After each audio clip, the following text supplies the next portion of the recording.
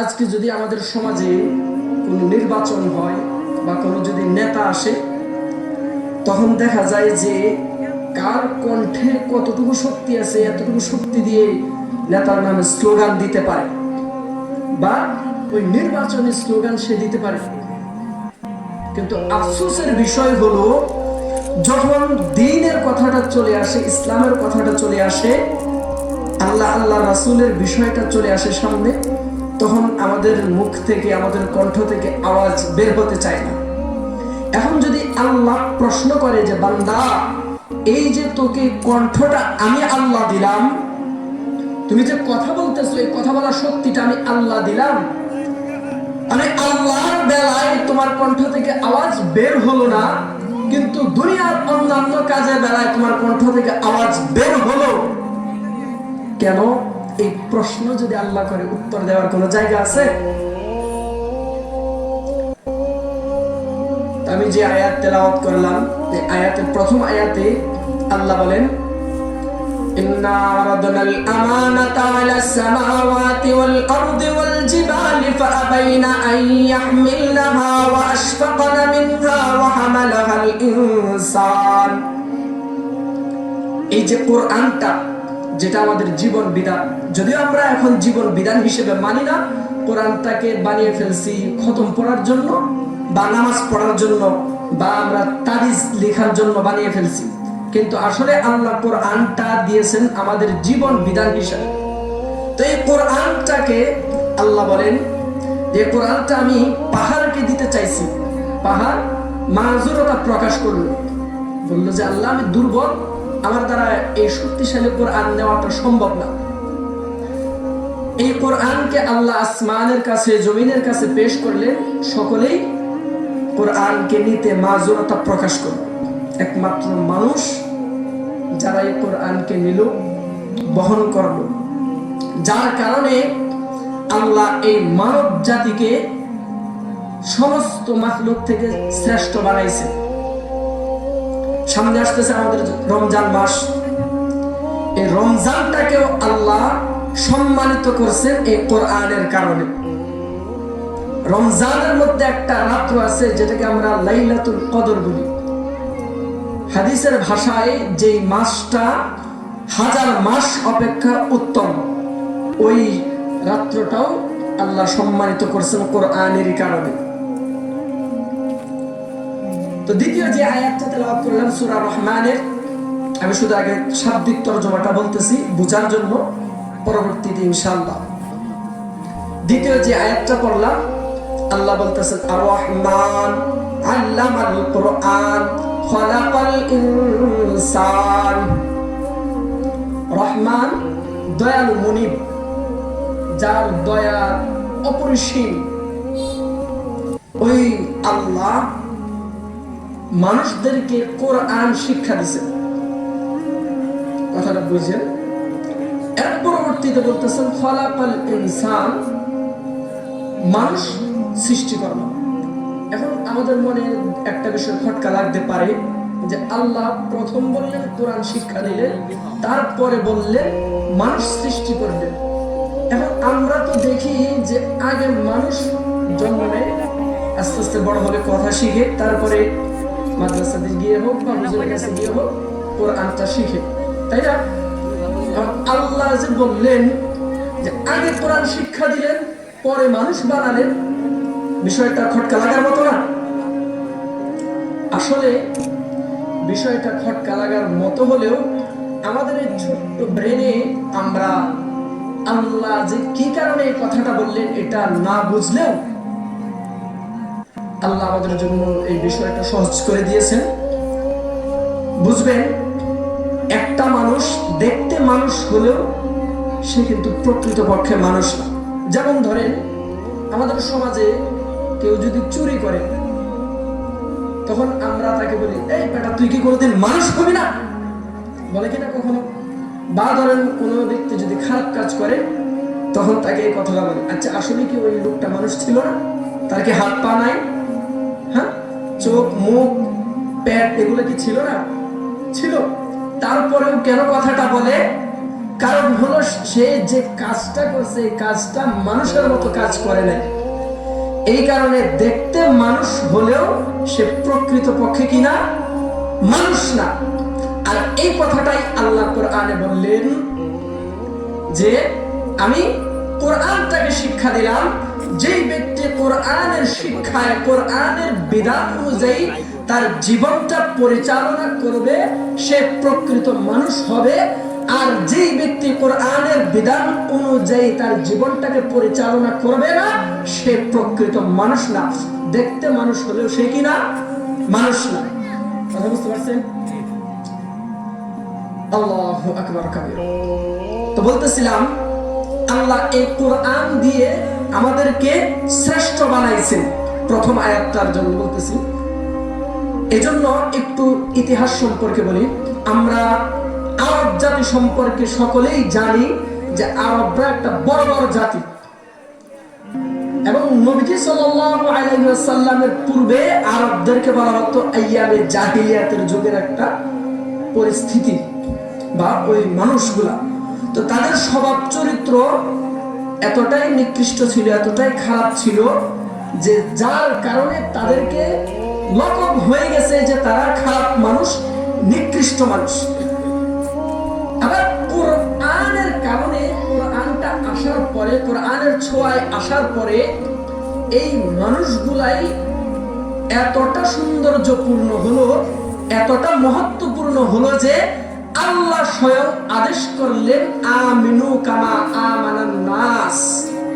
সূরা বাকারার শুরুতেই আল্লাহ আদেশ করলেন যে তোমরা ঈমান আনো ওই সাহাবায়ে কেরামদের প্রতি। কথা বুঝতেছেন তো? কোরআন আসার পূর্বে যেই জাতিকে বলা হতো আইয়ামে জাহিলিয়াতের লোক, যারা খারাপ জাতি, কোরআনের ছোঁয়ায় আসার পরে ওই জাতির নাম পাল্টে তারা হয়ে গেল রাদিয়াল্লাহু আনহুম ওয়া রাদু আনহু। আল্লাহ যাদের প্রতি রাজি এবং তারাও কি আল্লাহর প্রতি রাজি। কথা বুঝতেছেন তো? সেই কোরআনটা এখন তো আমাদের মধ্যে আছে, তাই না? সামনে কোরআন নাজিলের মাস, রমজান মাস। আমরা চাইলেই কোরআনের রঙে আমাদের জীবনটাকে রাঙাতে পারি, এই সুযোগ আমাদেরও আছে। আমরাও চাইলে ওই সাহাবায়ে কেরামদের মতো উৎকৃষ্ট মানুষ হতে পারি, এই সুযোগ আল্লাহ আমাদের জন্য এখনো রেখে দিয়েছে। কিয়ামত পর্যন্ত এই কোরআনটা থাকবে। যখন মানুষ এই কোরআনটাকে ছেড়ে দিবে, কোরআন থেকে দূরে সরে যাবে, তখন মানুষ মূর্খতায় নিমজ্জিত হবে এবং তাদের জীবনটা নিকৃষ্টতম হয়ে যাবে। আর ওই মানুষগুলোর উপরে আল্লাহ দুনিয়াকে ধ্বংস করবে। কথা বুঝতেছেন তো? তো এই কোরআন এখন আমাদের মধ্যে আছে তো। সাহাবায়ে কেরামদের আমরা আইয়ামে জাহিলিয়াতের কিছু চিত্র বলি। হযরত আসআদ ইবনে রাবি, আল্লাহর নবীর সাহাবী, নবীজি সাল্লাল্লাহু আলাইহি ওয়াসাল্লামের কাছে আয়েশা একদিন বলতেছে, ইয়া রাসূলুল্লাহ, আমার গুনাহ কি কখনো মাফ হবে? নবীজি সাল্লাল্লাহু আলাইহি ওয়াসাল্লাম প্রশ্ন করলেন, তোমার কি গুনাহ? তখন উনি বলতেছেন যে আমার একটা ফুটফুটে কন্যা সন্তান ছিল। আসআদ ইবনে রাবি রাদিয়াল্লাহু তাআলা উনি বলতেছেন, আমার ফুটফুটে একটা কন্যা সন্তান ছিল, যে কন্যা সন্তানটা আমাকে ছাড়া কিছু বুঝতো না। যারা বাবা আছেন, যাদের কন্যা সন্তান আছে, তারাই বুঝতে পারবেন এই বিষয়টা। তো উনি বলেন যে এই কন্যাটা, ওই মেয়েটাকে দেখলে আমার অন্তর শীতল হয়ে যেত, কিন্তু আমি চক্ষু লজ্জায়, এই সমাজের মধ্যে যে একটা নীতি আছে যে কন্যা সন্তান জন্মগ্রহণ করাটাকে নিকৃষ্ট চোখে দেখা হয়, আমি যেন সমাজের চোখে নিকৃষ্ট না হই, এই কারণে আমার ওই কন্যা সন্তানটাকে আমি মাটিতে জীবন্ত পুঁতে ফেলি। আমি যখন আমার এই কন্যা সন্তানটাকে জীবন্ত মাটিতে পুঁতি, মাটির গর্তে যখন ফেলি, আমার ওই কন্যা সন্তানটা ওই করুণ দৃষ্টিতে আমার দিকে চেয়েছিল এবং আমাকে আব্বু আব্বু করে বলে, আব্বু আব্বু বলে ডাকতেছিল।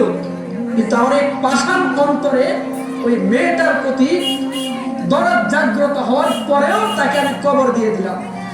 একবার চিন্তা করেন, জীবন্ত কন্যা সন্তানকে কবর দিয়ে দিয়েছে, পুঁতে ফেলছে।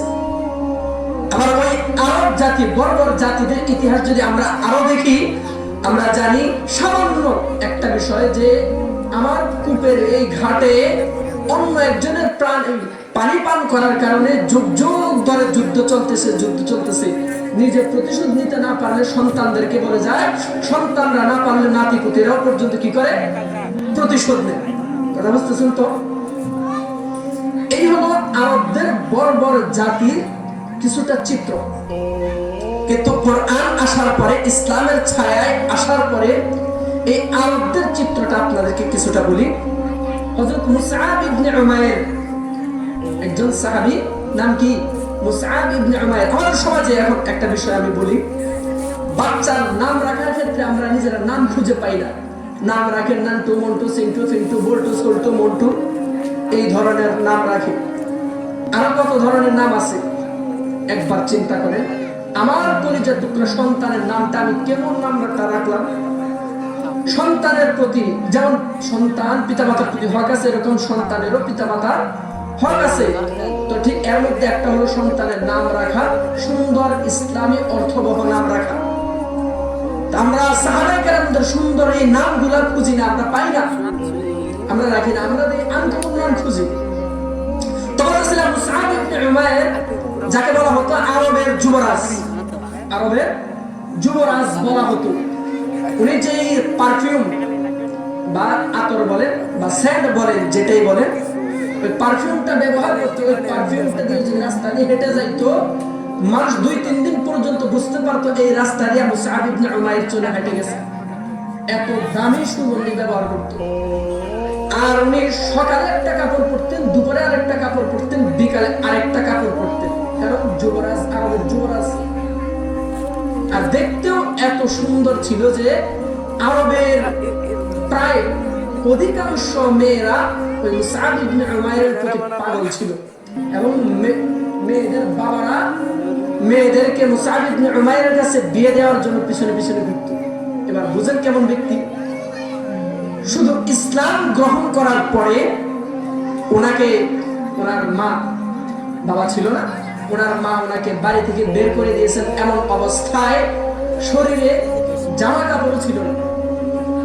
এই মুসআব ইবনে উমাইর রাদিয়াল্লাহু তাআলা আনহু, যিনি মদিনার শিক্ষক ছিলেন, নবীজি সাল্লাল্লাহু আলাইহি ওয়াসাল্লাম ওনাকে মদিনাতে প্রথম পাঠান হিজরতের আগে। নবীজি হিজরতের আগে মুসআব ইবনে উমাইরকে মদিনার শিক্ষক হিসেবে পাঠান। এই মুসআব ইবনে উমাইর উনি উহুদের যুদ্ধের সময় শহীদ হন। যখন শহীদ হয়ে যান, নবীজি সাল্লাল্লাহু আলাইহি ওয়াসাল্লাম ওনার দেহটাকে, ওনার শহীদের লাশটাকে দেখে চোখ দিয়ে ঝর ঝর করে পানি পড়তে শুরু করলো। আর আফসোস করলেন, হায় মুসআব, আমি কি মুসআবকে দেখলাম, আর এই উহুদের প্রান্তে কোন মুসআবকে দেখতেছি? যেই মুসআব দিনে 3 বেলায় 3টা কাপড় পাল্টাতো আর রেশমের কাপড় ব্যবহার করত, যার সুগন্ধি পৃথিবীর সবচাইতে দামি সুগন্ধি ব্যবহার করত, ওই মুসআব ইবনে উমাইর যখন শহীদ হয়, ওনাকে কবর দেওয়ার জন্য, ওনাকে যে দাফন করবে, কাপড়টা পরিপূর্ণ ছিল না। মাথা ঢাকলে পা খুলে যেত, পা ঢাকলে মাথা খুলে যেত। এই হলো ওই যে আরব জাতি, যাদের লকব ছিল বর্বর জাতি, যারা ছিল সবচাইতে নিকৃষ্ট জাতি, ওই আরব জাতির জন্য পৃথিবীর শ্রেষ্ঠ মানবের চোখের পানি, উনি চোখের পানি ছেড়ে কাঁদতে কাঁদতে আফসোস করে বলতেছে। কথা বুঝতেছেন তো? তো আল্লাহ তাআলা এই কোরআনটা আমাদের জন্য দিয়েছেন। এই কোরআনটাকে যারা আঁকড়ে ধরবে, তারাই হবে দুনিয়াতে যেমন শান্তিময় জীবন পাবে, আখিরাতে তাদের জন্য আল্লাহ অনন্ত অসীম জীবন রাখছে। আল্লাহ বলেন, মান আমিলা সালিহান মিন যাকারিন আও উনসা ওয়া হুয়া মুমিন ফালানুহইয়ান্নাহু হায়াতান তাইয়্যিবা। আল্লাহ তাআলা কোরআনে পাকের মধ্যে বলেন, যারা ঈমানদার হবে, ঈমানদার হওয়ার পরে নেক আমল করবে, তার জীবনটা কোরআন অনুযায়ী পরিচালনা করবে, আমার আল্লাহ বলেন আমি তাকে এমন একটা জিন্দেগি দিব, যে জিন্দেগি দুনিয়াতে তার জন্য হবে সম্মানের জিন্দেগি, আখিরাতে তার জন্য মহা পুরস্কার। দুনিয়াতে সম্মানের জিন্দেগি কেমন দিবে? দুনিয়ার মানুষরা ভালো করে শুনে রাখো, আমার আল্লাহ বলতেছেন সম্মানের জিন্দেগি দিবে। এই সম্মানের জিন্দেগির জন্য দুনিয়ার মানুষ সকাল থেকে সন্ধ্যা পর্যন্ত কাজ করতেছে। ব্যবসা বাণিজ্য করে সম্মানের জিন্দেগির জন্য, শান্তিতে থাকার জন্য। দুনিয়ার মানুষকে যদি প্রশ্ন করি, আপনি সকাল থেকে সন্ধ্যা পর্যন্ত, রাত্র পর্যন্ত কাজ করেন কেন রে ভাই? ওই মানুষকে জিজ্ঞাসা করলেও বলবে, আমি এই কাজ করার পরে কিছু অর্থ উপার্জন করতে পারবো, যে অর্থ দিয়ে আমার জীবনটাকে সুন্দরভাবে পরিচালনা করব, আমার অন্তরে প্রশান্তি আসবে, আমার পরিবারের মধ্যে শান্তি বিরাজমান থাকবে, এই জন্য আমি অর্থ উপার্জন করি। যে নেতাগিরি করে তাকে যদি আপনি প্রশ্ন করেন, আপনি নেতাগিরি কেন করেন, আপনি চেয়ারম্যান, মেম্বার, এমপি, মন্ত্রী কেন হলেন, তার একটা কথা থাকবে, আমি এই যশ খ্যাতি উপার্জন করলাম, এর কারণ হলো আমি এর মাধ্যমে কিছু শান্তি উপার্জন করতে পারবো, কিছু শান্তি লাভ করতে পারবো, দুনিয়াতে আমি শান্তিতে থাকতে পারবো, দুনিয়ার মানুষ আমাকে সম্মান করবে, এই জন্য আমি নেতাগিরি করি, আমি এমপি, মন্ত্রী, চেয়ারম্যান, মেম্বার হই। যে চাকরি করে তাকে যদি প্রশ্ন করেন, ও ভাই আপনি চাকরি কেন করেন, বসের কত কথা শুনতে হয়, মানুষের কত কথা শুনতে হয়, এত কথা শোনার পরে আপনি কেন চাকরি করেন, তখন ওই ব্যক্তিটার উত্তর হবে, দুনিয়াতে চলতে গিয়ে অর্থের, টাকার প্রয়োজন আছে, টাকা দিয়ে আমার পরিবার সুন্দরভাবে চলতে পারবো, বাড়ি গাড়ি হবে, আর এই শান্তির জন্য আমি এত মানুষের এত কথা শুনি, এত মানুষের এত জ্বালাতন সহ্য করেও আমি এই টাকাটা উপার্জন করে কাজকর্ম করি। ও দুনিয়ার মানুষেরা, দুনিয়ার মানুষের শান্তি আল্লাহ পাক বলেন, মান আমিলা সালিহাম মিন যাকারিন আও উনসা ওয়া হুয়া মুমিন ফালানুহইয়ান্নাহু হায়াতান তাইয়্যিবা। আমার আল্লাহ বলেন, কোন মুমিন ব্যক্তি যদি আমি আল্লাহর হুকুম মতো তার জীবন পরিচালনা করে, কোন মুমিন ব্যক্তি যদি আমি আল্লাহর দেওয়া নিয়ম নীতি অনুযায়ী তার জীবনকে পরিচালনা করে, বান্দা আমি তাকে হায়াতে তাইয়্যিবা দান করি, তাকে শান্তিময় জিন্দেগি দান করি, তাকে বরকতময় জিন্দেগি দান করি, যে জিন্দেগিতে হতে পারে অর্থ করে অনেক বেশি নয়, কিন্তু এই সামান্য অর্থ করের মধ্যে আমি আল্লাহ এত পরিমাণে বরকত দিব, যে বরকতের মাধ্যমে এই দুনিয়াতেও সে সম্মানের সাথে জীবন যাপন করতে পারবে, আর তার জন্য আমি আল্লাহ পরকালের জিন্দেগিতে রাখবো মহাপুরস্কার। তো বলতেছিলাম, আল্লাহ বলেন, আল্লামাল কুরআন, আমি কোরআনকে শিক্ষা দিয়েছি। মানব জাতিকে আল্লাহ বলতেছেন আমি কোরআনকে শিক্ষা দিয়েছি, তারপরে বলতেছেন আমি মানুষ সৃষ্টি করেছি। আসলে আমরা যদি দেখতে মানুষ হই, কিন্তু আমাদের কৃষ্টি কালচার, আমাদের চাল চলন, আমাদের ব্যবহার যদি মানুষের মতো না হয়, আমাদের চরিত্র যদি হয় কুকুর বিড়ালের মতো, আমাদের চরিত্র যদি হয় চতুষ্পদ জন্তুর মতো, তাহলে আমি দেখতে মানুষ হলাম, কিন্তু প্রকৃতপক্ষে মানুষ না। এই জন্যই আল্লাহ বলেন, বান্দা আমি যে কোরআনটা দিলাম, তুমি কোরআনটাকে আঁকড়ে ধরো, এই কোরআনটাকে শিক্ষা করো, এই কোরআন অনুযায়ী তোমার জীবনকে পরিচালনা করো। যদি এই কোরআন অনুযায়ী তোমার জীবনটাকে পরিচালনা করো রে বান্দা, এই দুনিয়াকে তোমার পদতলে আমি এনে ফেলে দিব, এই দুনিয়ার রাজত্ব আমি তোমাদের হাতে এনে দিব। আল্লাহ তাআলা ওয়াদা করেছেন এই দুনিয়ার রাজত্ব আমাদের পায়ের কাছে এসে ফেলবে। একটা উদাহরণ আমরা শুনি, হযরত ওমর রাদিয়াল্লাহু তাআলা আনহু ইসলামের দ্বিতীয় খলিফা, নবীজি সাল্লাল্লাহু আলাইহি ওয়াসাল্লামের শ্বশুর। আল্লাহু আকবার কবিরা। এই ওমর রাদিয়াল্লাহু তাআলা আনহুর জীবনের মধ্যে লেখেন, উনি যখন আরবে, ওনার বাপ তো ছিল ব্যবসায়ী মানুষ, ওনাকে উট চড়ানোর জন্য মরুভূমিতে পাঠাইতেন।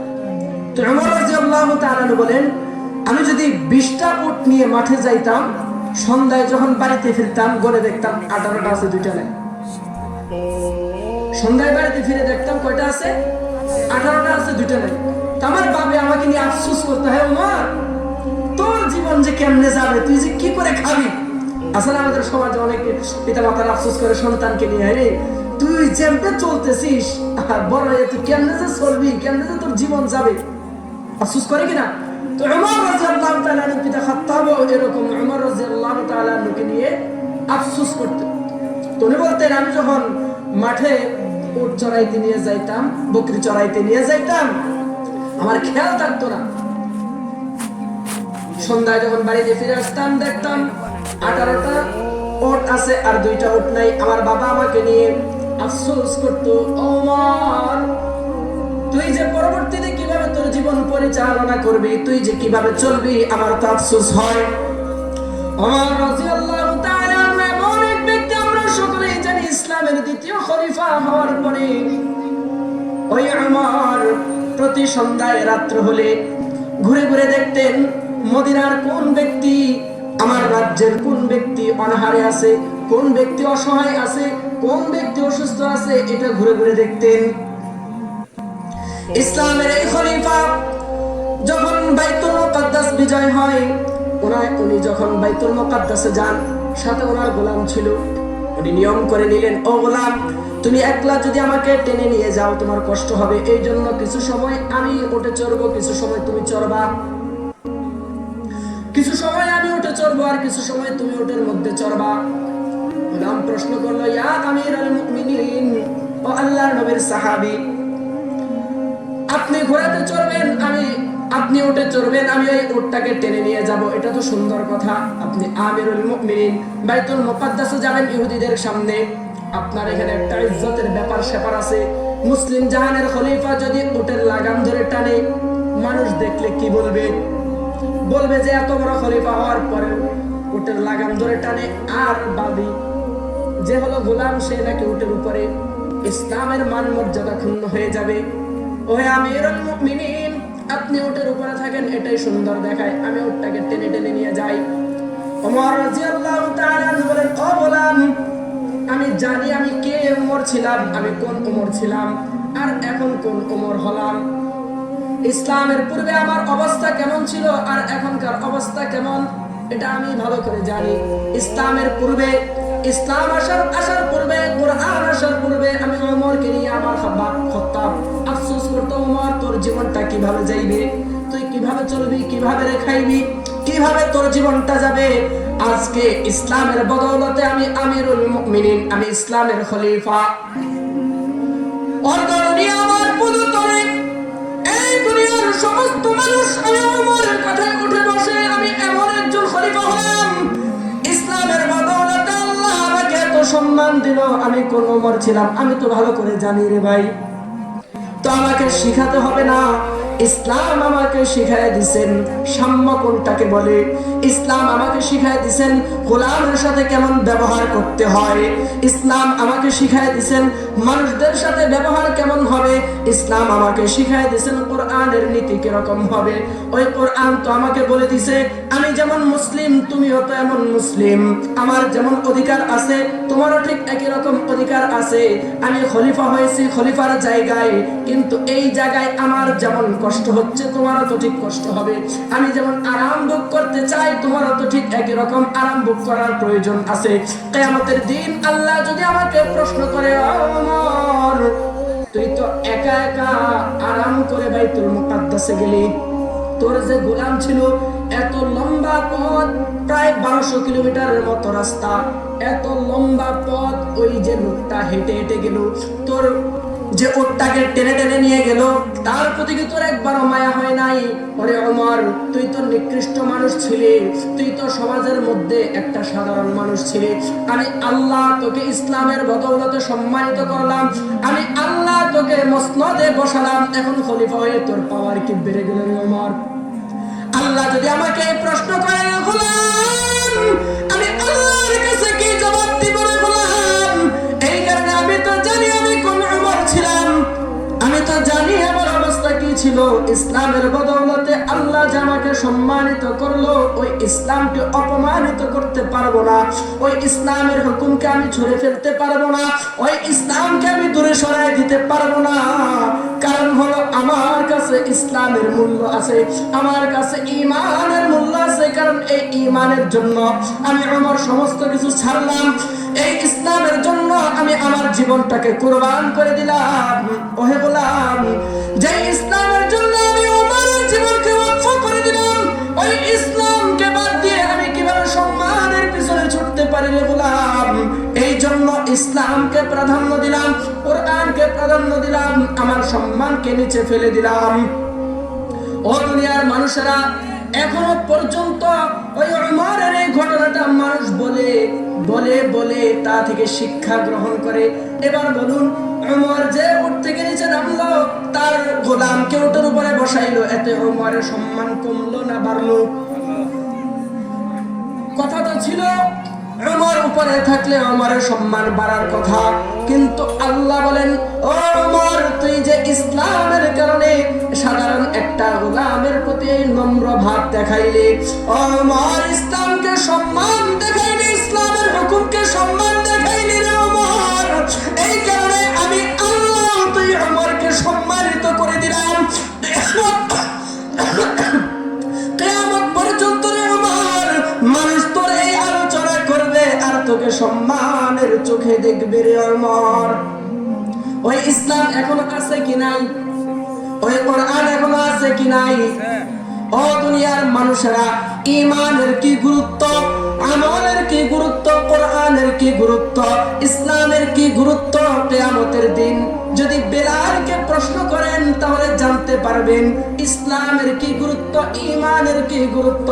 বেলাল বলবে এই ঈমানের কারণে, এই ইসলামের কারণে আরবের বালুকণা পর্যন্ত জানে আমি বেলালের কি অবস্থা হয়েছিল। আমি বেলালের বুকের উপরে পাথর চাপা দিয়ে আমাকে মাঠের মধ্যে উত্তপ্ত গরম বালির উপরে শোয়ায় রাখলো।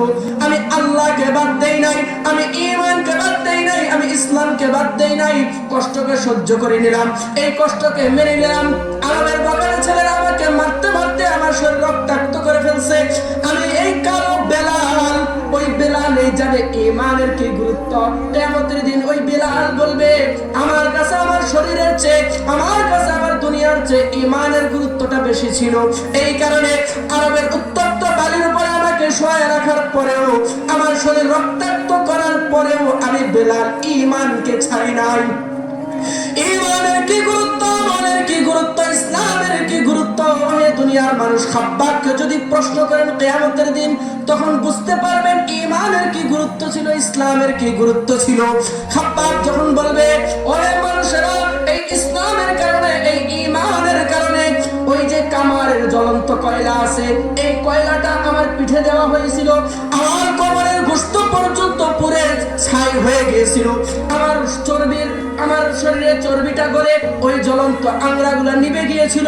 ওহে দুনিয়ার মানুষেরা, আমি ওই দিন আমার দিনকে প্রাধান্য দিলাম, আমার শরীরকে প্রাধান্য দেই নাই, আমি রাজত্বকে প্রাধান্য দেই নাই, আমি সুন্দর নারীকে প্রাধান্য দেই নাই, আমি দুনিয়ার কোনো মানুষকে প্রাধান্য দেই নাই, আমি দুনিয়ার রাজত্বকে প্রাধান্য দেই নাই, আমি অর্থ সম্পদকে প্রাধান্য দেই নাই, আমি ইসলামকে প্রাধান্য দিলাম। যার কারণে, ইসলামকে প্রাধান্য দেওয়ার কারণে আমার শরীরের, আমার পিঠের চামড়া পুড়ে গেছে, আমার শরীরের গোশত পুড়ে ছাই হয়েছে, তারপর ইসলামকে ছাড়ি নাই। ওহে দুনিয়ার মানুষেরা, সাহাবায়ে কেরামদেরকে মুসআব ইবনে উমাইরকে যদি প্রশ্ন করেন, ওহে মুসআব ইবনে উমাইর তুমি তো আরবের যুবরাজ ছিলে, তোমার তো অর্থ সম্পদের কোনো অভাব ছিল না, তুমি চাইলে আরবের যে কোনো সুন্দর নারীকে বিবাহ করতে পারতা, আরবের সমস্ত নারী তোমার পিছনে পাগল ছিল। ওহে মুসআব ইবনে উমাইর তুমি যে রাস্তাতে হাইটা যাইতা, ওই রাস্তার মধ্যে পারফিউমের ঘ্রাণ ছড়ায় থাকতো। ওই মুসআব ইবনে উমাইরের একই কথা, আমার কাছে ওই রাজত্বের কোনো মূল্য ছিল না, আমার কাছে ওই পারফিউমের কোনো মূল্য ছিল না, আমার কাছে দুনিয়ার কোনো সৌন্দর্য নারীর মূল্য ছিল না, আমার কাছে দুনিয়ার কোনো মানুষের মূল্য ছিল না, আমার কাছে একমাত্র মূল্য ছিল ইসলামের, আমার কাছে মূল্য ছিল ঈমানের, আমার কাছে মূল্য ছিল কোরআনের। এই কারণে আমি ওই রাজকীয় হালত থেকে ফকিরি হালত বরণ করে নিলাম। এমনকি মৃত্যুর সময় আমি যে মুসআব ইবনে উমাইর সকালে একটা কাপড় পরতাম, দুপুরে একটা কাপড় পরতাম, বিকালে আরেকটা কাপড় পরতাম, আমার মৃত্যুর সময়ে আমাকে দাফন করার জন্য কাপড়ের কাপড় পাওয়া যায় নাই, আমি ওটাকে বরণ করে নিলাম একমাত্র ইসলামের খাতিরে। ওই দুনিয়ার মানুষেরা তারা ইসলামকে প্রাধান্য দিল দুনিয়ার সমস্ত কিছুর মধ্যে। এই জন্য আল্লাহ তাআলা বলেন রাদিয়াল্লাহু আনহুম ওয়া রাদু আন, আল্লাহ তাদের প্রতি রাজি খুশি হয়ে গেছে, তারাও আল্লাহর প্রতি রাজি খুশি। ওহে দুনিয়ার মানুষেরা, আজকে আমাদের সমাজে আমাদের কাছে দুনিয়াটা প্রাধান্য পায়, আমাদের কাছে আমার সন্তান প্রাধান্য পায়, আমার কাছে আমার অর্থ সম্পদ প্রাধান্য পায়, আমার কাছে আমার ব্যবসা বাণিজ্য প্রাধান্য পায়, আমার কাছে আমার চাকরি প্রাধান্য পায়, আমার কাছে আমার কাজকর্ম প্রাধান্য পায়। একদিক দিয়ে মুয়াজ্জিন বলতে থাকে হাইয়া আলাস সালাহ, একদিক দিয়ে মুয়াজ্জিন বলতে থাকে হাইয়া আলাল ফালাহ। আমি তো, আমার কাছে প্রাধান্য তো দুনিয়া পাইলো, আমার কাছে তো ঈমান প্রাধান্য পাইলো না, আমার কাছে তো ইসলাম প্রাধান্য পাইল না। এই কারণে হাইয়া আলাস সালাহ মুয়াজ্জিন বলল, আমি তো মসজিদে গেলাম না। আমি তো বললাম, মুয়াজ্জিন বলল হাইয়া আলাল ফালাহ, আসো সফলতার দিকে। আমি তো আমার সফলতা খুঁজে নিলাম দুনিয়ার মধ্যে, আমি তো আমার সফলতা খুঁজে নিলাম ব্যবসা বাণিজ্যের মধ্যে, আমি তো আমার সফলতা খুঁজে নিলাম আমার চাকরির মধ্যে, আমি তো আমার সফলতা খুঁজে নিলাম আমার কাজকর্মের মধ্যে, আমি তো আমার সফলতা খুঁজে নিলাম আমার পরিবারের মধ্যে। আমার কাছে আল্লাহ বড় হতে পারলো না, আমার কাছে ইসলাম বড় হতে পারলো না, আমার কাছে ঈমান বড় হতে পারলো না, আমার কাছে কোরআন বড় হতে পারলো না। আমার কাছে বড় হয়ে গেল আমার পরিবার, আমার কাছে বড় হয়ে গেল আমার ব্যবসা বাণিজ্য, আমার কাছে বড় হয়ে গেল আমার বন্ধু বান্ধব, আমার কাছে বড় হয়ে গেল আমার চা খাওয়া, আমার কাছে বড় হয়ে গেল আমার কাজ করা, আমার কাছে বড় হয়ে গেল আমার দোকানপাট। এই কারণে তোমার দিন বলে আল্লাহু আকবার, আল্লাহু আকবার, আল্লাহ সবচাইতে বড়, আল্লাহ সবচাইতে বড়। আমি তো আল্লাহকে বড় হিসাবে মেনে নিতে পারলাম না, যার কারণে মুয়াজ্জিন তো বলল আল্লাহু আকবার, আল্লাহু আকবার। আমি বললাম আল্লাহ বড় না, আল্লাহ বড় না, আল্লাহ বড় না, আমার কাছে দুনিয়া বড়। যার কারণে আযান তো হয় ঠিকই মসজিদে, আমি মসজিদে যাই না, কারণ আমার কাছে ঈমানের গুরুত্ব নাই, আমার কাছে ইসলামের গুরুত্ব নাই, আমার কাছে কোরআনের গুরুত্ব নাই, আমার কাছে আল্লাহর কোনো গুরুত্ব নাই, আমার কাছে আমার নবীর কোনো গুরুত্ব নাই। আমি দেখতে মানুষ হলাম তো ঠিকই, কিন্তু আমি আসলে মানুষ না। এই জন্যই তো আল্লাহ বলেন ওয়ালাকাদ যারাবনা লিজাহান্নামা কাসীরাম মিনাল জিন্নি ওয়াল ইনস লাহুম কুলুবুন লা ইয়াফকাহুনা বিহা ওয়া লাহুম আ'য়ুনুন লা ইবসিরুনা বিহা ওয়া লাহুম আযানুন লা ইয়াসমাউনা বিহা উলাইকা কাল আনআম বাল হুম আদাল উলাইকা হুমুল গাফিলুন। আল্লাহ বলেন আমি অধিকাংশ জিন ও মানুষকে সৃষ্টি করলাম জাহান্নামের জন্য। এখন তো প্রশ্ন আসতে পারে, আল্লাহ আপনি সৃষ্টি করলেন জিন এবং মানুষকে জাহান্নামের জন্য?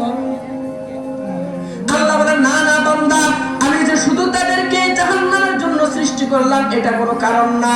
এর কারণ হলো তারা কেন জাহান্নামে হবে সেটা জেনে নাও, সেটা বুঝে নাও। কারণটা হলো তারা যে জাহান্নামী হবে এর কারণ হলো লাহুম কুলুবুন লা ইয়াফকাহুনা বিহা, আমি আল্লাহ তাদেরকে অন্তর দিলাম, যে অন্তর দিয়ে তাদেরকে চিন্তা করার কথা ছিল আল্লাহর কথা, যে অন্তর দিয়ে তাদের চিন্তা করার কথা ছিল ইসলামের কথা, যে অন্তর দিয়ে তাদের চিন্তা করার কথা ছিল ঈমানের কথা, যে অন্তর দিয়ে তাদের চিন্তা করার কথা ছিল আল্লাহর কথা, যে অন্তর দিয়ে তাদের চিন্তা করার কথা ছিল মসজিদের কথা, মাদ্রাসার কথা, ওই অন্তর দিয়ে তারা মসজিদের কথা চিন্তা করলো না, ওই অন্তর দিয়ে তারা ঈমানের কথা চিন্তা করলো না, ওই অন্তর দিয়ে তারা আমলের কথা চিন্তা করলো না, ওই অন্তর দিয়ে তারা কোরআনের কথা চিন্তা করলো না, ওই অন্তর দিয়ে তারা আল্লাহ আল্লাহর রাসূলকে চিন্তা করলো না, ওই অন্তর দিয়ে তারা চিন্তা করলো গান বাদ্যের কথা, ওই অন্তর দিয়ে তারা চিন্তা করলো নাচ গানের কথা, ওই অন্তর দিয়ে তারা চিন্তা করলো দোকানপাটের কথা, ওই অন্তর দিয়ে তারা চিন্তা করলো গুনাহের কথা, ওই অন্তর দিয়ে তারা চিন্তা করলো চুরি বাটপাড়ির কথা, ওই অন্তর দিয়ে তারা চিন্তা করলো মিথ্যা বলার কথা, ওই অন্তর দিয়ে তারা চিন্তা করলো মানুষকে কিভাবে ঠকানো যায় ওই কথা। তারা যেই অন্তর দেওয়া হইল আল্লাহকে দিয়ে চিন্তা করার জন্য, আল্লাহর হুকুম আহকামকে চিন্তা করার জন্য, ওই অন্তর দিয়ে তারা এটা চিন্তা না করে অন্য কিছু চিন্তা করে। এই জন্য আল্লাহ বলেন লাহুম কুলুবুন লা ইয়াফকাহুনা বিহা, আমি আল্লাহ তাদেরকে যে অন্তর দিলাম এই অন্তর দিয়ে যা চিন্তা করার কথা ছিল ওই জিনিসটা তারা চিন্তা করে না, ওই জিনিসটা তারা চিন্তা না করে তারা তাদের অন্তরকে ভুল দিকে ব্যবহার করে, ভুল কিছু চিন্তা করে। এই জন্যই তো আমি আল্লাহ বললাম আমি আল্লাহ অধিকাংশ মানুষকে সৃষ্টি করলাম জাহান্নামের জন্য। এর একটা কারণ হলো তাদেরকে যে অন্তর দিলাম এই অন্তর দিয়া যেটা চিন্তা করার কথা আমি আল্লাহ বললাম ওটা চিন্তা না করে অন্যটা চিন্তা করে। ওয়ালাহুম আ'য়ুনুন লা ইবসিরুনা বিহা, আমি আল্লাহ তাদেরকে যে চোখ দিলাম এই চোখ দিয়ে আমি আল্লাহ যেটা দেখার কথা বললাম তারা ওটা না দেখে অন্যটা দেখে।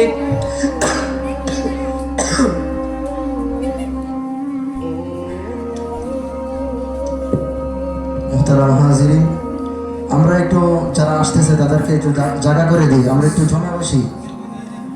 আমাদের রাস্তাঘাটের মধ্যে ওলামায়ে কেরাম আসতেছেন, গাড়ি দিয়ে আসতেছেন, আমরা একটু জায়গা করে দিই, আমরা একটু চাপে বসি, ওই দিক দিয়ে একটু রাস্তাটা ক্লিয়ার করে দিই, তাহলে অন্যদের জন্য সহযোগিতা হবে। আল্লাহ বলেন আমি তাদেরকে যে চোখ দিলাম ওই চোখ দিয়ে তাদেরকে যেটা দেখতে বললাম তারা ওটা না দেখে অন্যটা দেখে। আমি তাদেরকে বললাম ও বান্দা তোকে চোখ দিলাম এই চোখ দিয়ে আমার কোরআনকে দেখবি, তোকে চোখ দিলাম এই চোখ দিয়ে তোর পিতামাতাকে দেখবি, তোকে যে আমি চোখ দিলাম এই চোখ দিয়ে কোরআনকে দেখবি, তোকে যে আমি চোখ দিলাম এই চোখ দিয়ে উলামায়ে কেরামদেরকে দেখবি, তোকে যে আমি চোখ দিলাম এই চোখ দিয়ে তোরা মসজিদ মাদ্রাসা দেখবি। আল্লাহর ওই বান্দা আল্লাহ বলেন যে কারণে আমি চোখ দিলাম যে জিনিসগুলা দেখার কথা বললাম তারা ওই জিনিসটা না দেখে এই চোখ দিয়ে তারা বেপরদায় চলে, এই চোখ দিয়ে তারা নর্তকের নাচ দেখে, এই চোখ দিয়ে তারা টেলিভিশন দেখে, এই চোখ দিয়ে তারা গুনাহের কাজ করে, এই চোখ দিয়ে তারা বিপরীত দিকে লাগায়। আল্লাহ বলেন ওয়ালাহুম আয়ুনুন লা ইউবসিরুনা বিহা। আল্লাহ বলেন আমি তাদেরকে যেই কারণে চোখ দিলাম ওই চোখটাকে তারা সঠিক পথে ব্যবহার না করে তারা খারাপ পথে।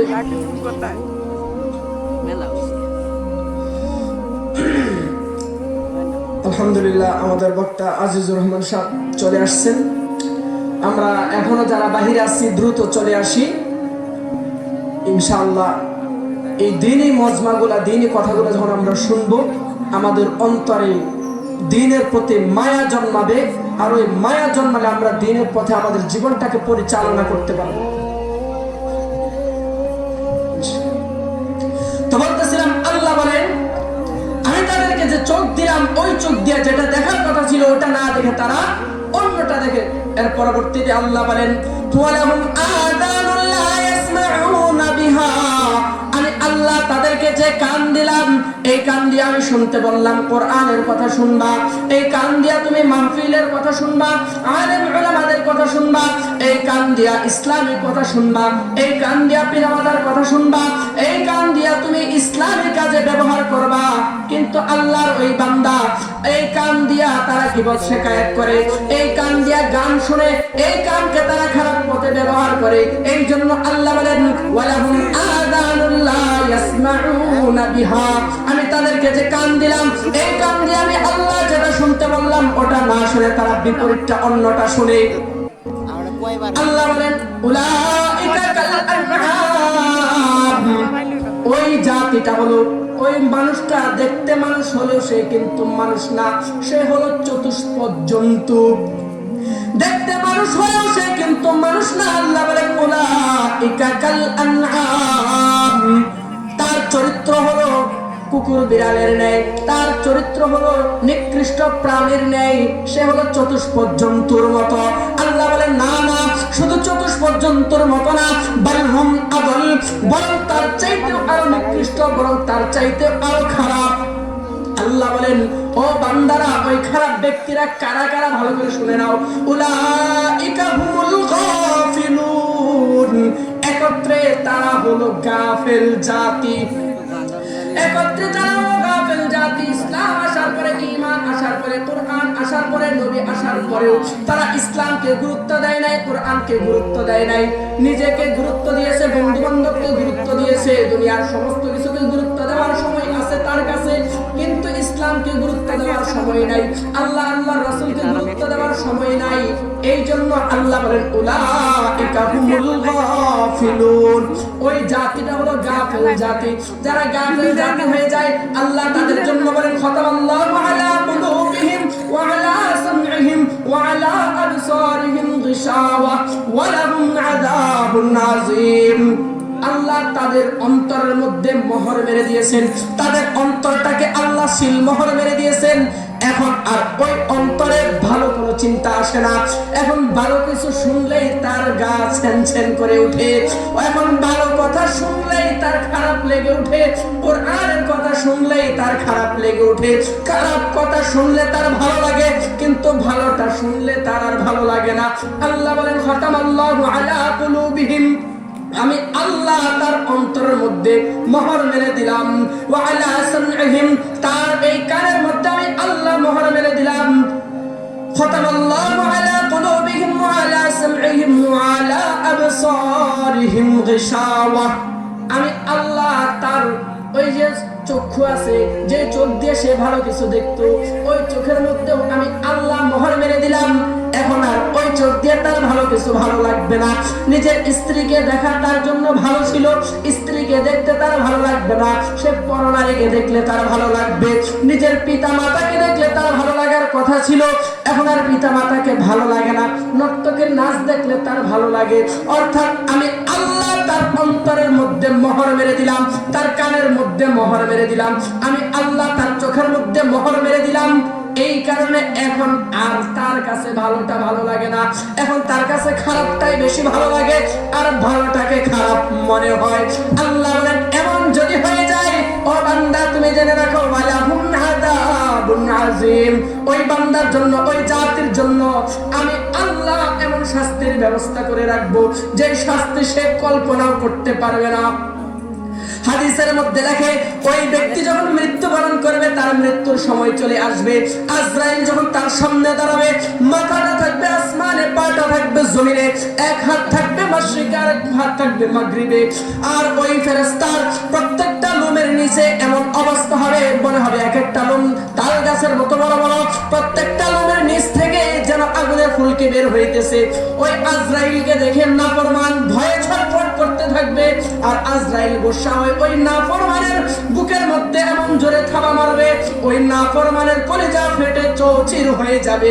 এই হলো তার আযাবের শুরু।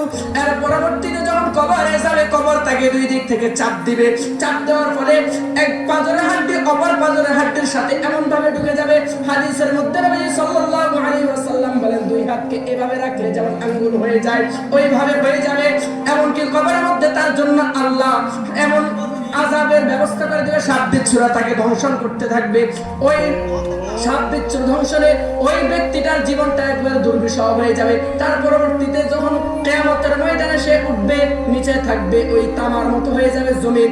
সূর্য চলে আসবে মাথার উপরে, এমন ভাবে তাপ দিবে, সে তার ঘামের মধ্যে সাঁতার কাটতে থাকবে, আফসোস আফসোস করতে থাকবে। তার পরবর্তীতে তার জন্য আল্লাহ বলেন, ওয়ালাহুম আযাবুন আযীম, আমি আল্লাহ তাকে এমন শাস্তি দিব, বান্দা দুনিয়াতে আমার গোলামি না করাটা হারে হারে টের পাবে। তো যেটা বলতেছিলাম, আমার এই ছোট্ট কয়েকটা কথায় বললাম কি, দেখতে মানুষ হলে কি হওয়া যায় না, মানুষ হওয়া যায় না। মানুষ হতে হলে কোরআনকে শিখতে হবে, কোরআন অনুযায়ী আমাদের জীবনটাকে চালাতে হবে। কোরআন অনুযায়ী আমাদের জীবনটা যদি চালাইতে পারি, আল্লাহ বলেন তাহলে প্রকৃত মানুষ হবে। আর যারা প্রকৃত মানুষ হবে তাদেরকে আল্লাহ এই দুনিয়াতে হায়াতে তয়্যিবা দিবেন, শান্তিময় জীবন দিবেন, পরকালে জিন্দেগিতে তার জন্য মুক্তির ব্যবস্থা করে দিবেন। আল্লাহ তাআলা আমাদেরকে এই ছোট্ট কয়েকটা কথার উপর আমল করার তৌফিক দান করুন।